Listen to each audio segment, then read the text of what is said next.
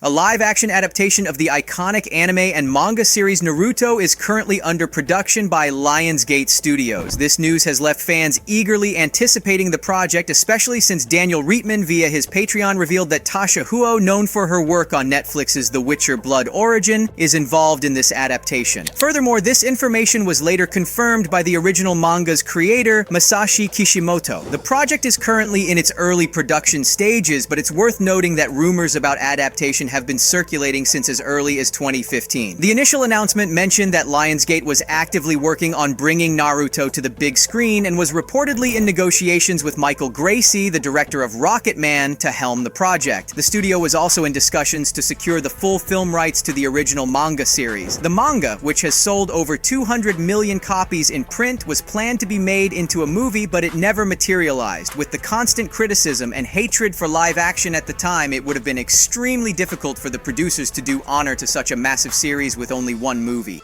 Michael Gracie, in an interview with Collider, said about Naruto, "Many adaptations of really popular mangas just don't get it right, and for me what was important that if I gonna do Naruto, I wanted to work with Masashi Kishimoto and get a script to a stage where he would look at it and be excited about realizing it, because no one knows the world better than the person who created it, so we're still working on the script. Because until that story is at a level that I'm excited about, I have no interest in destroying an amazing franchise as has happened before." Michael didn't just mention the creator of the franchise. Masashi himself is official member of the film crew and will serve as an executive producer for the adaptation. He has repeatedly expressed his keen interest in getting the movie out ASAP. Again, as you may have learned, the reason for the long delay is the screenplay. It seems that Lionsgate is determined to refine the storyline more quickly by bringing in Tasha Huo. Whether she's the right candidate for such a significant role, we'll only find out after the Naruto movie is released. In 2020, the team revealed that they were in the process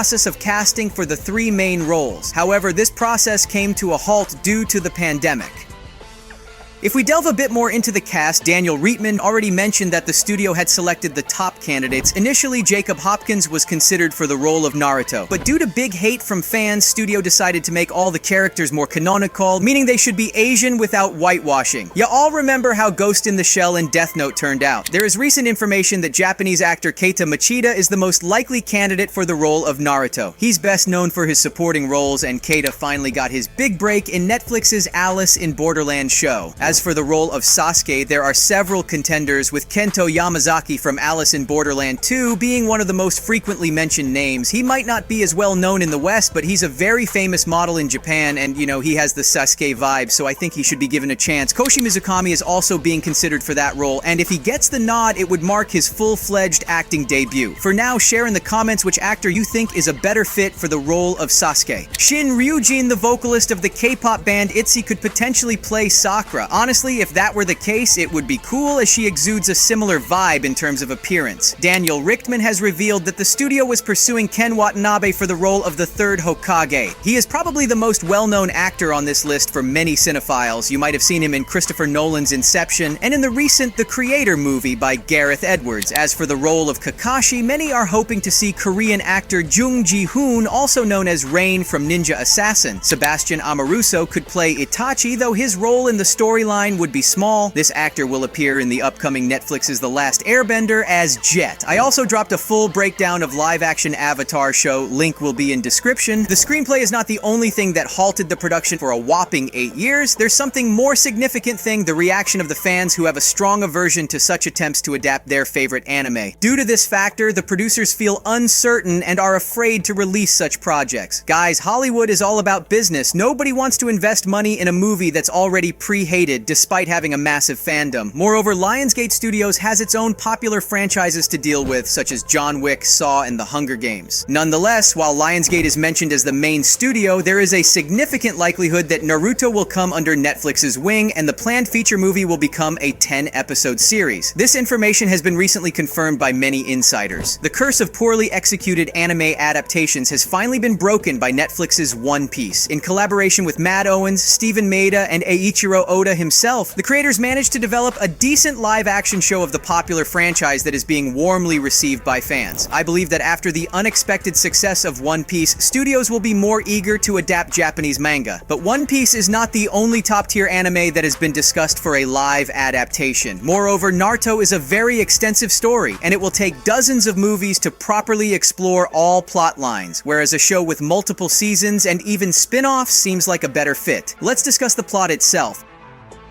According to the latest information, the live-action Naruto will be an adaptation of the very first arc of the original manga, but with major changes. It's reported that certain characters will be removed from the script to focus on the key characters and to shorten the runtime. We will follow the classic journey of Naruto, a spirited and determined young shinobi with dreams of becoming the Hokage. The film will capture the essence of the original storyline, introducing us to a world filled with danger, adventure, and the power of friendship. There is information that the movie will begin with the Nine-Tails Fox's attack on the Hidden Leaf Village. We will then be shown the birth of Naruto. It soon becomes clear that he is an outcast, ostracized by the villagers who fear the fox demon sealed within him. His early years are marked by loneliness and pranks. As he longs to be recognized by his peers, the audience will be introduced to other key characters, including Naruto's first teacher Iruka-sensei and Kakashi, who leads a team consisting of Sasuke, Sakura, and Naruto. These teammates each harbor their own ambitions and personal challenges. According to the leaked script, the main antagonist is Kimimaro and his squad formerly named the Sound Four. They are Orochimaru's elite bodyguards. Although they played a significant role not in the early episodes but rather in Sasuke retrieval arc, Lionsgate have decided to make big changes to the canon.